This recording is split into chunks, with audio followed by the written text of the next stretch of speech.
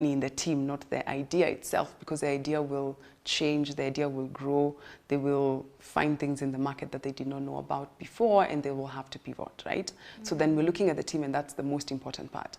And by the team, we mean the team needs to have the skills that match what it is that they're building. Okay. And then they also need to have certain character traits. Of course, they have to be honest, they have to be trustworthy people, they have to be people that you want to work with, because with investments, you're really dealing with these companies for a period of about 7 years as well, right? Yes. And then they need to have a track record of sorts just in terms of what they have accomplished in the past, and from that then you can confidently say, I believe this team will deliver on what it is that they're saying they will do today, right? Yes. And then the next thing we look at is a business model. So what is it that you're building, and are all components of the business model coming together to show that you will actually be able to serve the customers that you say you will. So if you're building a product, for example, for farmers, it can't be too expensive, because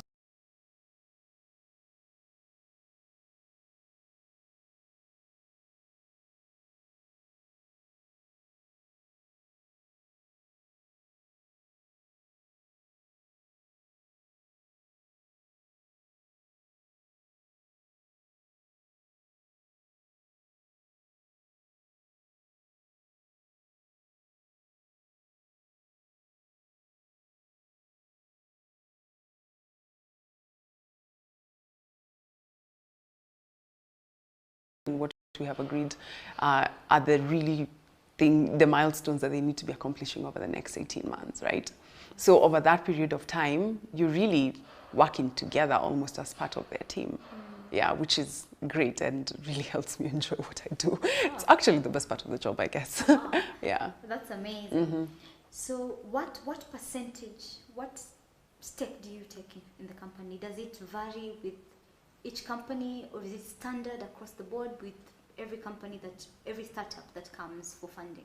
It varies, and it depends on how big the company is, how mature is the company, right? So if the company has already created value themselves, it would mean you would get a smaller stake for more money. But then for other companies, you find that they're really, really early, and you're actually coming in as a co-founder, so you get compensated with a larger stake. Those are some of the insights that were shared with us with regard to investments of early stage startups.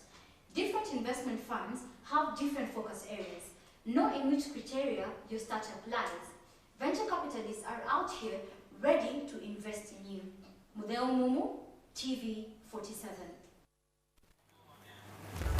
That was a story on startup funding, that is small, medium enterprises, by Miss Faith Chege. And we're going to take a short break, after which we are going to be discussing the theme topic for the day, that is cryptocurrencies. Remember to interact with us on all our social media platforms at TV47KE and at Mudeo Mumu.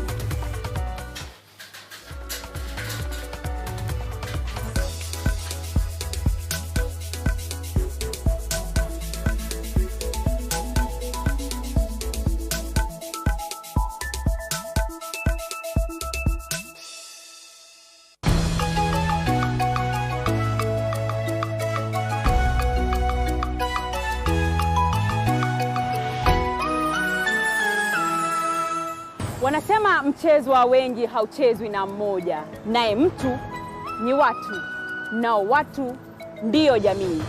Hapa ndipo sasa, maana yake utapata fursa ya kusema nami Andrin Kilemi kwenye kioo cha jamii. Tutatoa mwongozo wa kuidhibiti na kuimarisha jamii kila siku ya Jumanne kuanzia saa 1 jioni. Tufanye miadi.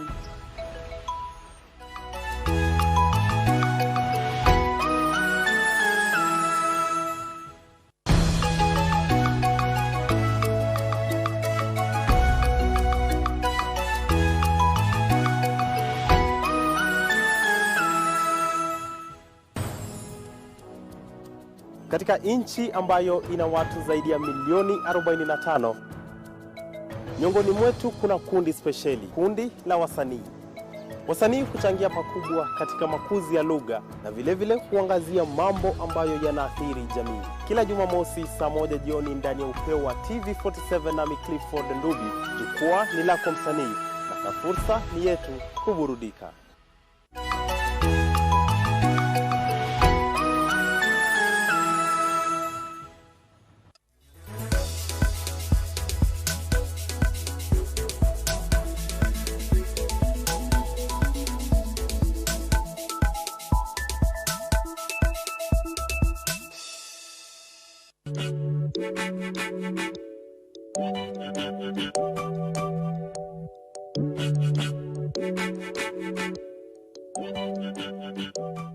Katika dunia ya sasa, kuna mengi ya kushangaza, mengine ni ya kufurahisha. Wapo wanaochora, wengine wanajihusisha katika uvumbuzi, ila cha wastani ni azma yao ya kujiendeleza maishani. Ungana nami James Kimani katika kipindi cha Karama za Jamii, tukiangazia wanaojimudu maishani kupitia talanta zao. Hapa katika TV47, macho na sauti yetu.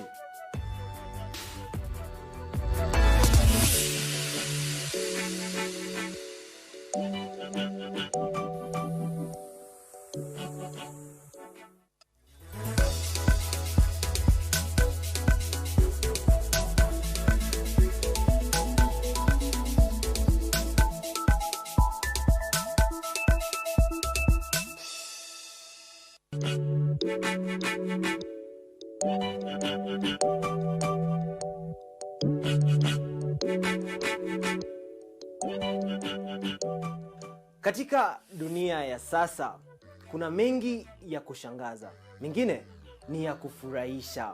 Wapo wanaochora, wengine wanajihusisha katika uvumbuzi, ila cha wastani ni azma yao ya kujiendeleza maishani. Ungana nami James Kimani katika kipindi cha Karama za Jamii, tukiangazia wanaojimudu maishani kupitia talanta zao. Hapa katika TV47, macho na sauti yetu.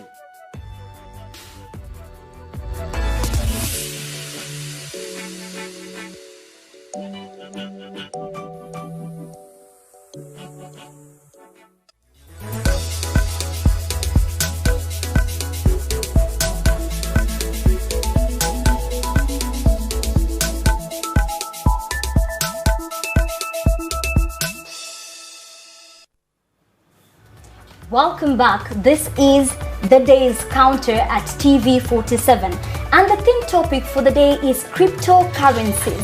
And the question is, do you believe in cryptocurrencies? Are they the future of business? Remember to tweet us at TV47KE and at Mudeu Mumu and give us feedback on this on the topic of the day. The question is, do you believe in cryptocurrencies and are they the future of business? And in studio, we have Miss Roslyn Wanjiru, the Chief Marketing Officer, Kesho Labs Blockchain Center, and we have Mr. George Mwakisha, who is the Business and Investment Manager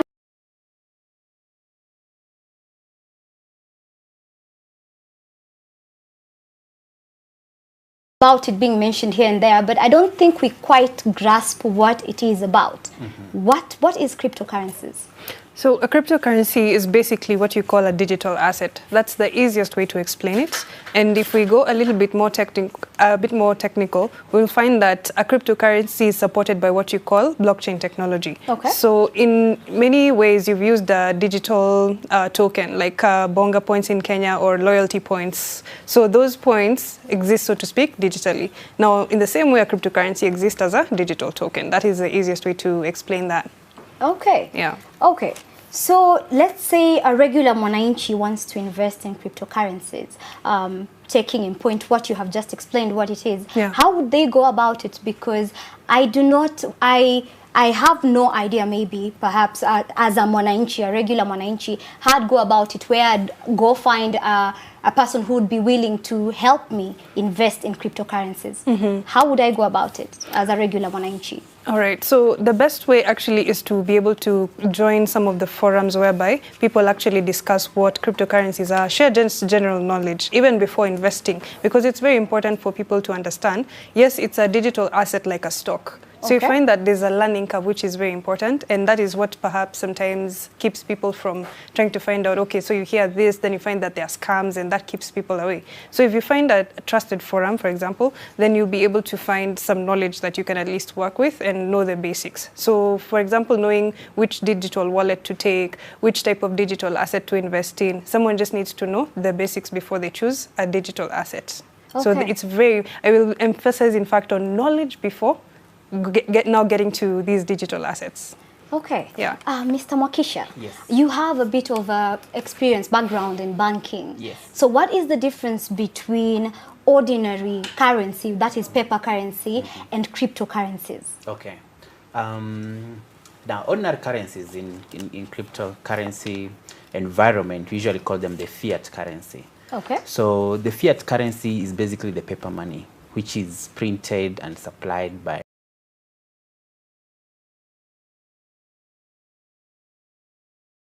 of Kenyan shillings to be in circulation. Now, the thing with paper money, or rather the fiat currency, is that there is unlimited supply of the currency. They can print as much as they wish to have in circulation. That definitely, like right now, nobody really knows how many dollars we have, how many euros we have in the world, how many Kenyan shillings really we have in circulation. Because at the same time as they print more, also the fake people are there to print their own fake currency, which looks like the real currency, and of course the supply is anonymous. Now with that alone, it reduces the value of the currency. For example, the dollar has lost like 96% of its value since they removed the pegging of the dollar from the gold. Initially, the dollar was pegged in every in gold supply in the world, but as time went on, they realized that that's not a good idea, so they removed the pegging of the dollar in the from the gold. So our dollar is just a piece of paper. Kenyan shillings is just a piece of paper. It's only that we have attached diminishes, or rather as value. Does this mean cryptocurrency doesn't lose value? And also, I'd like to find out what are the reservations by the central bank, you know, with fluctuation, and who are they concerned about, who's governing, you know, the cryptocurrency market? Yes. Interesting.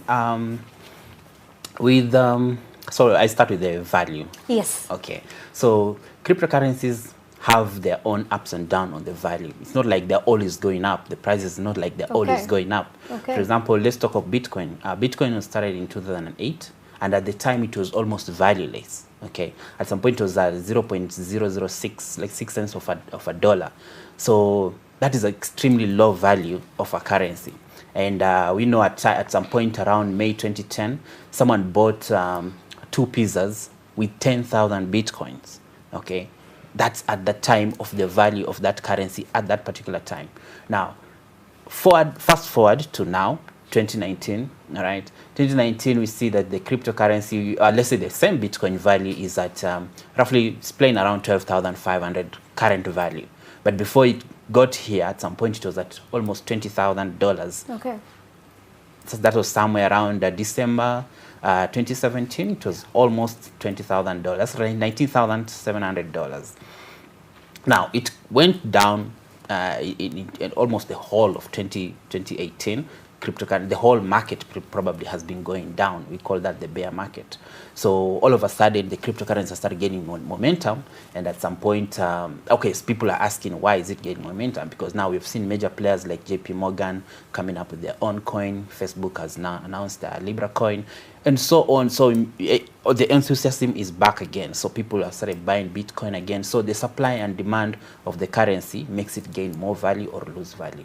Okay, so to central bank, well, central bank, again, I keep saying central bank is meant to protect the banks. The banks are the customers for central bank. If there are no banks, then there's no central bank. So it has to protect the banks, and the banks also shareholders are the customers, the guys who bank with the banks. So you cannot tell people to go and invest in cryptocurrencies but what will happen to the Kenyan shillings? What will happen to the main currencies?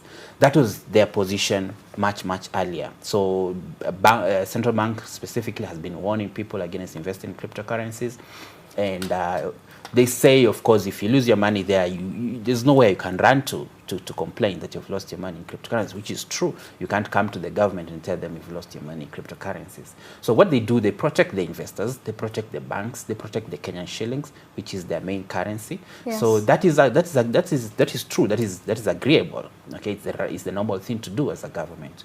But again, what I can tell central bank is very simple. Don't look at the cryptocurrencies. Okay, let's look at the technology behind cryptocurrencies, which is blockchain. Blockchain is an extremely good. I can't even. The word good is not good enough. I can say it's exactly what the banks have been waiting for. For example, let's start with a simple thing like KYC. KYC in the banks, that is know your customer. But every time you go to a bank to open an account, you're given some forms to fill. Yes. So you put your name, your ID, where you belong, blah, blah, blah. So let's say I've gone to. Let me just mention any bank like Stanchart. When go there, open an account with Stanchart. And then 2-3 months down the line, I realized, wow, I think I need an account with Equity because most of my investors are in Equity. So to do money transfer, it's easier. So you go to Equity and then you tell them, I need to open an account. So you start the process again, fill your forms, blah, blah, blah. And of course, you have they give you an account. Now, that is KYC on the banking. So doing KYC all the time, you need to open an account. Why should you do that? And we only have one regulator, which is the KBA, which is the central bank. Why should we always have to keep filling forms every time we approach a bank institution to open an account, or rather to do business with them, to transact with them? Now, blockchain actually solved that problem because once you give your data to one institution, it should be everywhere. Everybody should be able to see it. So if you try to fraud Stanchart, Equity can. Every time you put your data there, they'll be like, wow, this guy was a fraudster actually in Stanchart. He actually bounced several checks and stuff like that. It can be seen. So Equity, as the same entity or as Stanchart, can be able to tell very fast that, okay, you're not the right person we need to do business with. So the reason why you find many people can scam several banks because of that weakness. And that's why central banks should be looking at blockchain as one of the technology. You can even go further and talk about check clearance. The clearance system itself really needs blockchain because if I'm banking my check right now in one of the banks like Equity and it's supposed to clear in Stanchart or Barclays, quickly the system can be able to detect if there are funds on the other side. So there'll be zero default or rather, what do you call it, bounced in check kind of a report. You know, it will be 0%. So there'll be no bouncing check and checks can be cleared in real time. You don't need 2 to 3 days to clear a check. Okay. But with blockchain, it's possible, real time. It's real time. Exactly. So, Miss Roslyn, now, in case of a loss, it's difficult to retrieve funds when it comes to blockchain. Yeah. So how are the cryptocurrency shareholders and the market itself responding to the government, the central bank reservations? All right, so you find that with the earlier blockchain protocols, it was virtually impossible to get your funds back once they were lost, which is one of the reasons why people were very much against investing in cryptocurrencies. And then you came to have the issues of exchanges whereby you want to trade one cryptocurrency against another because the price differences, you want to make a profit and all that. Then you find that with certain exchanges, their funds are hacked. And that's another reason why people are like, no, I don't want to lose my money again in an exchange. So you find that later protocols for blockchain technology do allow a mechanism for reversal, or at least a way to retrieve funds. Now, that's not exactly perfect as it is right now, but it's a step in the right direction so that people are able to have some level of confidence, or at least not completely overrule digital currencies as an alternative investment. That said, then the fact that there's no broker, again, at the end of the day, is just that someone needs to have due diligence all through, just as with any other practical investment like land or stocks or anything else. You put due diligence there. So with cryptocurrency, it's also the same. Someone needs to have that due diligence to ensure that I'm investing in an exchange, yes, but I have my passwords in check. I have, I review my assets. I will check if I'm online, whether I'm browsing secure sites, if I'm using ad blockers and things like that, just to make sure that you're not probably spending time on risky websites where your information is likely to be stolen. because one of the main ways that someone, for example, can lose money through hacking is that someone sends you an email and says, yeah, I know what you did, send me money so that I don't leak your information. And that's somebody who's manipulating you, of course, but at that point in time, you don't have any proof that, you know, they're trying to manipulate you. So in that case, people just need to be very careful about being in either websites or forums where your information is just being given out and you have no way of knowing what's really being done with that information. Okay. Yeah. Speaking of passwords and protection of your accounts, have you had a case where someone has lost their money to hackers, and what happened when that occurred? All right, so there are various instances whereby someone can lose money, and this is not just for cryptocurrencies, but really in the digital space. So if you're surfing a website and you notice at the very top there's something called HTTP, then HTTPS. Now that little s is very important because in quite a number of instances it represents a security protocol. So if you have like some of the latest browsers, you'll see a red alert telling you this website is not secure, please proceed with caution, or like just get out of that website. So if you see such a thing, it's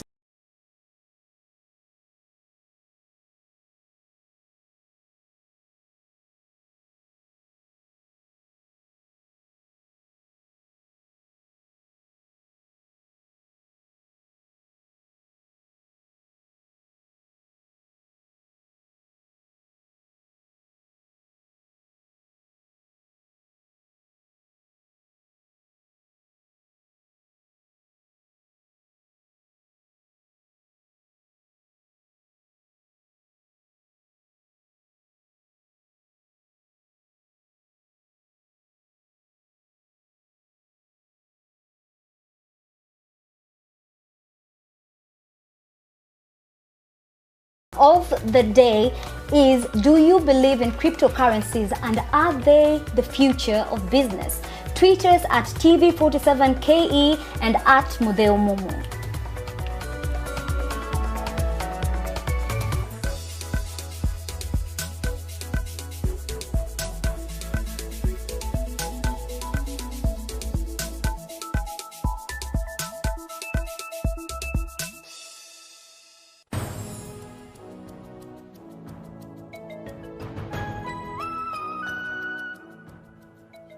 Uhuru, sheria na haki ni vipengee muhimu katika maisha ya kila siku. Na iwapo serikali itafanikiwa katika makuzi ya jamii iliyo na mwelekeo, basi sharti sheria hizo zifuatwe.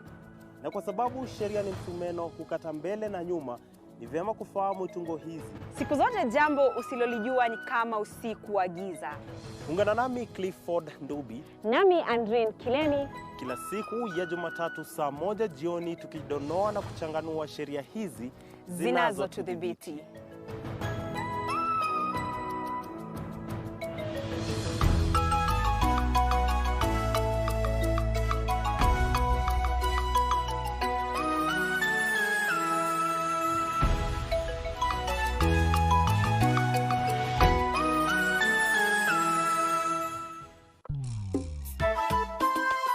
Step ya kwanza huwa tunaanza kutayarisha vitu kama bucket na zile ingredients tunatumia.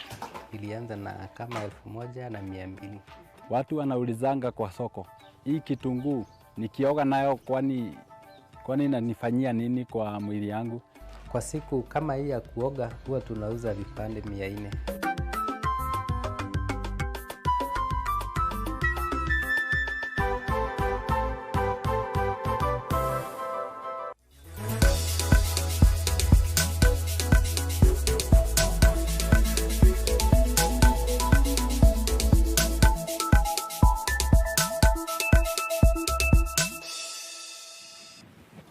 Welcome back to the day's counter, and the question for the day is, do you believe in cryptocurrencies and are they the future of business? And the theme topic is cryptocurrencies. Remember to tweet us on at TV47 and at Mudeo Mumu. The question for the day is, do you believe in cryptocurrencies and are they the future of business? And Mr. Mokisha, Yes. coming back to you. Yes.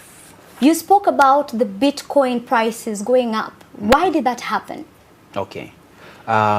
Before I actually go to Bitcoin, there's a question you had asked me earlier about central bank. I didn't even exhaust it. So the government had also set up a task force. Okay, it's Blockchain and Artificial Intelligence Task Force, which was headed by Dr. Bitanga Ndemo. And of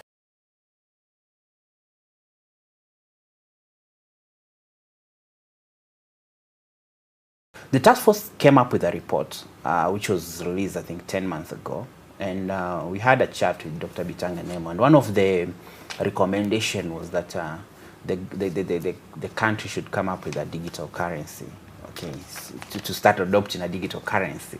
Now, of course, that's what central bank should be looking at. You know, what are the recommendations exactly on the cryptocurrencies and stuff. So that one already will lead us in a very good direction when it comes to adoption of this technology. And when you look now when you look at it deeper, there is so much we can do as a government when we have a digital currency for transaction. So that's it now for the central bank to decide, but they let them look at the report by the task force, and also let's have the report out, because that's what will give us a way forward on this technology. Do you feel like it will be counterproductive to have another currency, seeing that we already have paper money, paper currency, and then for the government to adopt cryptocurrency? Okay. That won't be counterproductive. Now it won't, because what we're going to have as a digital currency is going to be pegged on the Kenyan shilling. Okay. Whereby every 1 shilling of the specific digital currency is the same as the physical paper money we have physically. Okay, like we have with the other currencies from other countries. Exactly, like we have those, we call them stable coins. Okay. They don't go up and down of the prices. They're actually pegged to a specific digital physical asset which is existing, like the Kenyan shilling, like the dollar, we have USDT, like also the Libra coin is going to be pegged on specific fiat currencies. So that will not have the volatility of the prices. Now, coming now to your question from that angle, is that Bitcoin itself, it's a cryptocurrency, right? It's a digital currency which is owned by the people. Okay, it's not owned by any institution which can detect the volatility of the prices. When you say owned by the people, what does that mean? Okay, now this takes us back to blockchain technology. Yes. Blockchain technology basically is a technology which is which gives mandate to several several points of authority. It's not like a centralized kind of an environment whereby, like, for example, let's talk of central bank. Central bank is a central point which decides how many Kenyan shillings to print, when to change the face of the currency, how it should look like. It's a centralized point of authority.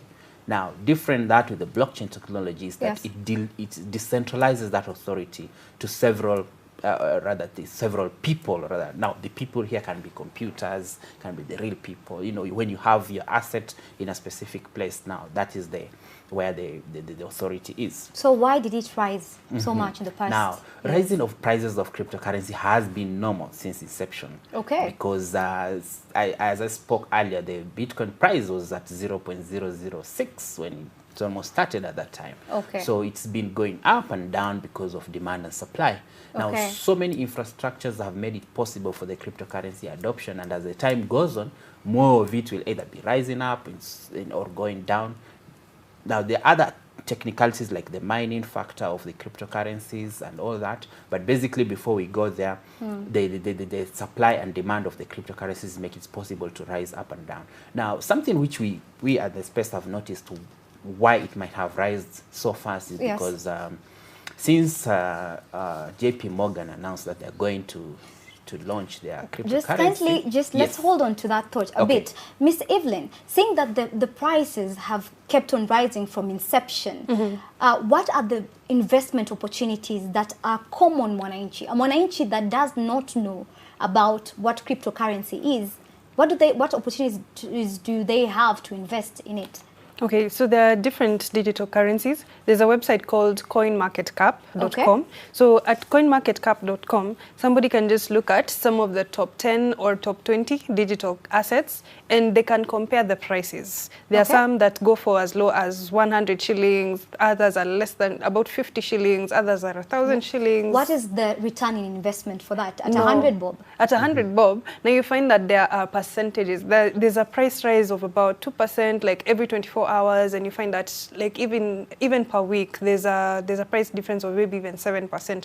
All this information is on that website, and somebody has you can compare them at any time, really. And once you see the prices, you see like this one is for what, even that's 10 shillings or 100 shillings, you can decide, I'm going to buy something that's worth 500 shillings, and you actually just observe it over a week, over a month, then you decide, okay, then I'll invest 1,000 shillings, and with that I can see it rising to maybe 1,200 and so on and so forth. It's just about somebody seeing the asset that they want and seeing how to grow with that. You don't have to think about, with cryptocurrencies, you don't have to be like an accredited investor, put in 100,000, 500,000, 1 million shillings and all that much money, because the fact, as George mentioned, there's no central authority, and the fact that there's blockchain technology, which makes it that if you have an internet connection, you can access this. Okay. You don't have to create like what you call okay, like with most investment, you have to create a CDS account with stocks, right? Yes. And that's different for different countries. Yes. But now you see for digital assets, it's borderless. Like, doesn't matter which country you are. Although, like for some countries, then there are limited permissions. But for most cryptocurrencies, really, all you just need is an internet connection and a relevant wallet. Then now you invest however much money you want. There's no limit, really. Duration of returns? Duration, it could be anywhere from 24 hours to 1 week. That fast? Yes, that's why we talk about the volatility being such a big deal. Okay. Yes. Oh, okay. That is quite interesting. Yeah, so somebody just needs to be careful about, like, if you look at some of these returns, some of them are what you call scams, because somebody will set up a digital currency, give it a fancy name, put it out there, and tell people to invest, and they Anyone put a fixed can actually amount. do that. Some people have done that. Some people have done that, and this is where due diligence comes in. If a coin is not listed on a platform like CoinMarketCap or several other international exchanges where you can compare price, where you can check out who are the directors or who are the founders, what is this coin being used for. If you don't do your basic homework, then you're likely to run into some of these scams, because what a scam will typically do, they put up their coin, they tell you, this is the next Bitcoin, this is the next Bitcoin. So just invest your 100,000 shillings here and get 800,000 within an unrealistic amount of time. Or they tell you, get returns daily, and they try to get you out of hype to lose your money. That's the goal, because they make you feel like you're missing out on this, and that's the main thing in any scam. Really, they play into your emotion rather than discipline. Yes. Because if you find that you have to put in some discipline. Yes, it's boring, but you will find that I can at least make a right choice.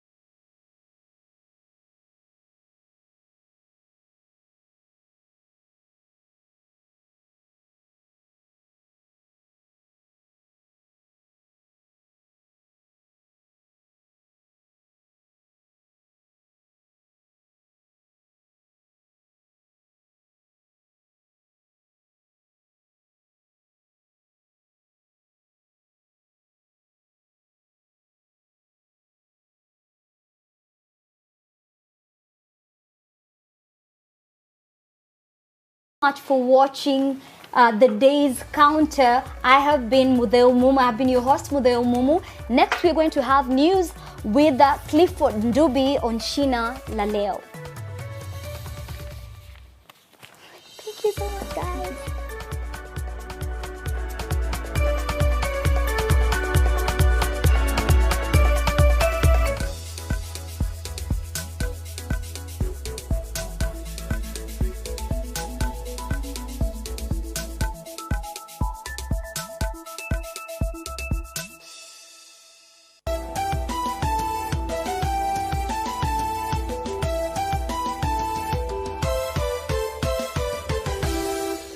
Bila shaka mtaka cha mvunguni shati ainame.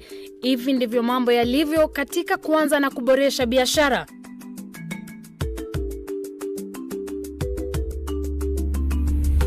Kipindi cha biashara za familia kitaangazia biashara zilizofua dafu na zinamilikiwa na familia. Working with the family. Kufanya kazi na familia si rahisi. Manake wakati mwingine unakufa.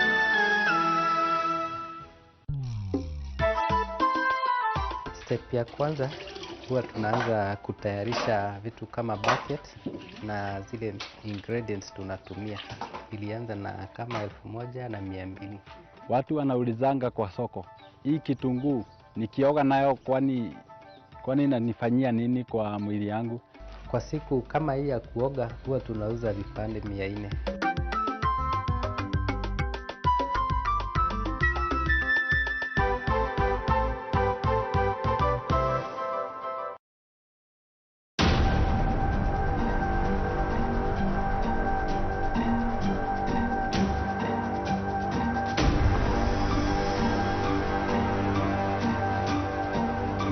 Sasa wakati ilikuwa red, ilianza kutoa tumaji.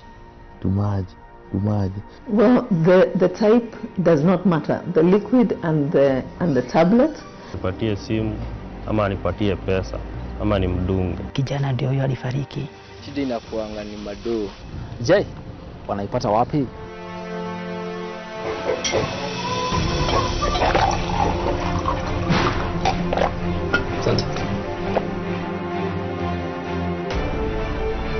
Unaona hapa kwenye hiyo hapa na hoja? Hiyo ndio yao.